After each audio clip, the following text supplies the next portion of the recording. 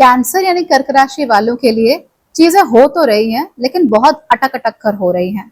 और इस अटकन की वजह से उन लोगों को इमोशनली ना बड़ा परेशान महसूस हो रहा है। लेकिन ऐसा नहीं है कि अगस्त का महीना आपके लिए सारी अटकन झटकन यही लेकर आएगा। There are a lot of good things happening as well. तो वो कैसे अपने लिए ज्यादा बढ़ानी है, वो सारी बातें हम कर लेते हैं आज के राशिफल में। नमस्ते, भाग्यश्री होलिस्टिक एस्ट्रोलॉजी में आप लोगों का एक बार फिर से स्वागत है।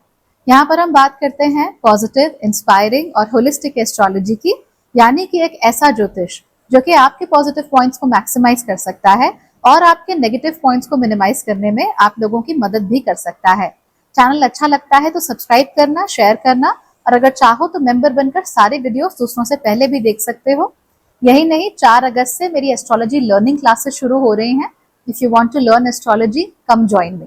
अगर आप मेरी मेलिंग लिस्ट का हिस्सा बनते हैं मेरी वेबसाइट पर जाकर, तो हर ट्रांजिट से पहले आपको मेरी तरफ से एक न्यूज लेटर मिलेगा, अ पर्सनल हार्टफेल्ट लेटर, जहां पे मैं आपको बताऊंगी कि कैसे उस पूरे ट्रांजिट को मैनेज करना है। So do watch out for that as well. कर्क राशि वाले, चीजें आपके साथ इस महीने काफी अटकेंगी।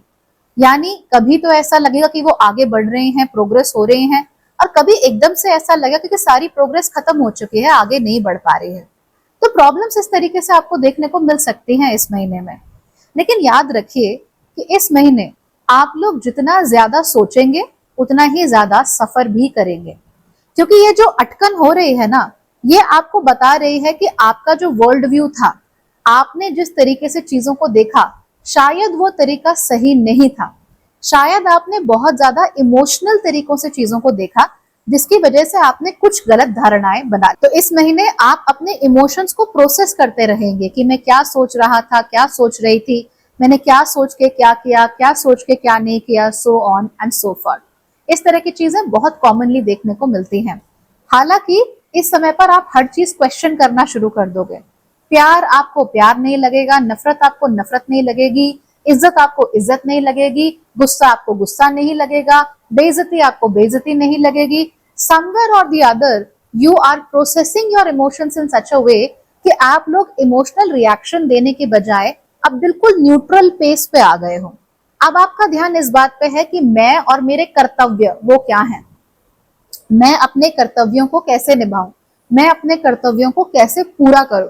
That's what we are looking at when we talk about Kark rashi in the month of August. क्योंकि अगर अब आपने अपने कर्तव्यों पर ध्यान नहीं दिया कि भाई आपकी ड्यूटी क्या है, तब आपके लिए चीजें खराब होंगी।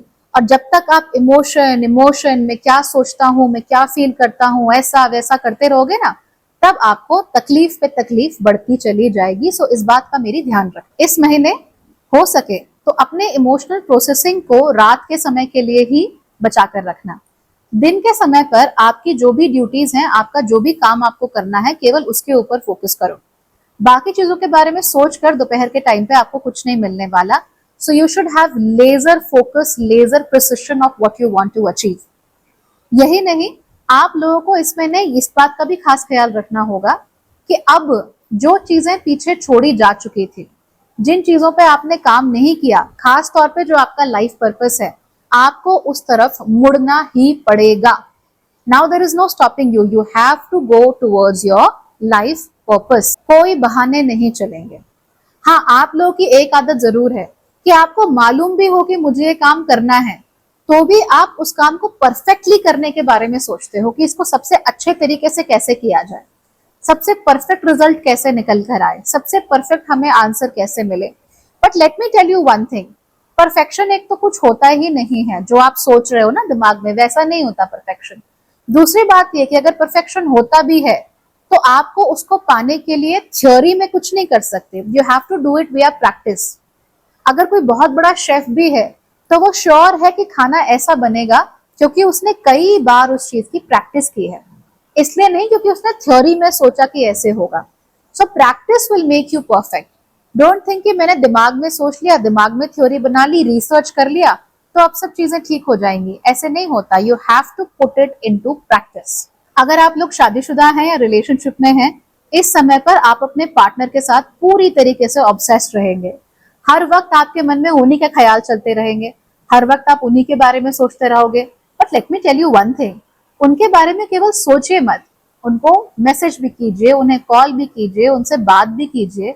कभी कभी sweet nothings, I miss you in the middle of a conversation और in the middle of a working day, वो भी बहुत अच्छी बात होती है।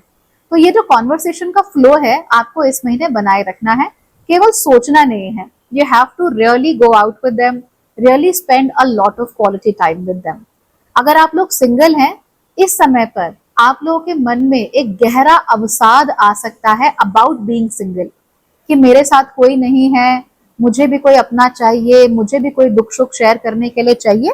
ये मंशा आपके दिल में बहुत ज्यादा आ सकती है। लेकिन कमाल की बात यह है कि इवन दो आप बिल्कुल श्योर हो कि आपको आपके जीवन में कोई चाहिए, आपको एग्जैक्ट श्योरिटी नहीं है कि आपको चाहिए क्या।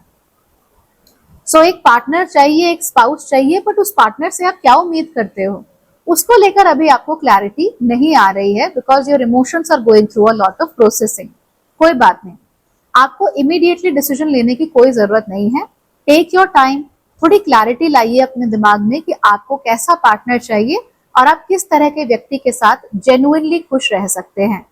कई बार होता है ऐसा है कि हमें लगता है कि ओ उसको ये वाला म्यूजिक पसंद है, मुझे भी पसंद है, उसकी ये हॉबी है, मेरी भी है, इसका मतलब हम लोग साथ में बहुत अच्छे जेल हो जाएंगे, हमारी जिंदगी अच्छी कटेगी।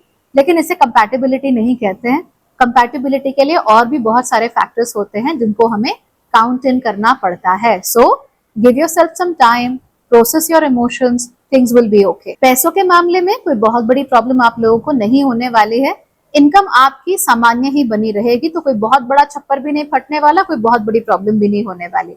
हालांकि आपके जो एक्सपेंसेस हैं आपकी इनकम से ज्यादा ही रहेंगे, क्योंकि इस महीने आप एस्थेटिक चीजों पे बहुत खर्च करोगे। तो एस्थेटिक चीजें, मेकअप हो गया, कॉस्मेटिक्स हो गए, कपड़े हो गए, और उसके साथ साथ ही होम डेकोर की चीजें, जैसे कि दीज फ्लावर्स ओवर हियर, इस तरह की चीजों पे आप लोग काफी खर्चा कर सकते हो, because you want your space to be nice and warm and inviting. तो कोई बात नहीं, इससे कोई बहुत बड़ा खर्चा, कोई बहुत बड़ा ट्रबल आप लोगों को नहीं होने वाला। You will be able to manage it very easily, तो परेशान बिल्कुल नहीं होना है। अगर आप लोग बिजनेस पर्सन हैं तो भी चीजें आपके लिए एकदम सही है, बिजनेस अच्छा चलेगा, सामान्य रूप से चलता रहेगा। अगर आप लोग एम्प्लॉय है तो भी परेशान होने की जरूरत नहीं है, वहां पर भी चीजें आराम से सामान्य रूप से आपके लिए चलती रहेंगी। तो टेंशन वाली कहीं पर कोई भी बात नहीं है। बस वही है ना कि सोचते रहोगे तो कई बार एब्सेंट माइंडेडनेस थोड़ी हो सकती है, कि भाई कोई कुछ कह रहा हो और आप ख्यालों में डूब गए, आप स्पेस आउट कर गए, and then you did not listen to them. इसका जरूर आप ख्याल रखिएगा। सेहत के मामले में कुछ भी खराब या बेकार या गंदा ऐसा कुछ नहीं है। हालांकि टायर्डनेस आपको थोड़ी हो सकती है, जिसकी वजह से कोल्ड एंड फ्लू आपको जल्दी हो जाए। तो जुकाम और बुखार, इनसे अपना बचाव करके रखिएगा। वैसे भी मौसम ही ऐसा है कि जिसको ना भी लगना हो उसको भी लग जाता है, लेकिन आपके लिए इस समय पर जुकाम बुखार होने के चांसेस ज्यादा हैं, और वो भी ऐसा जो जल्दी से ठीक ना हो, यानी समय लगाए ठीक होने में। तो इससे अपने आप को ऑलरेडी बचा कर रखो। बाकी कोई बहुत बड़ी प्रॉब्लम नहीं है। You are going through a lot, go through it and come out with flying colors. Okay? All right then. Take care everybody. Bye bye.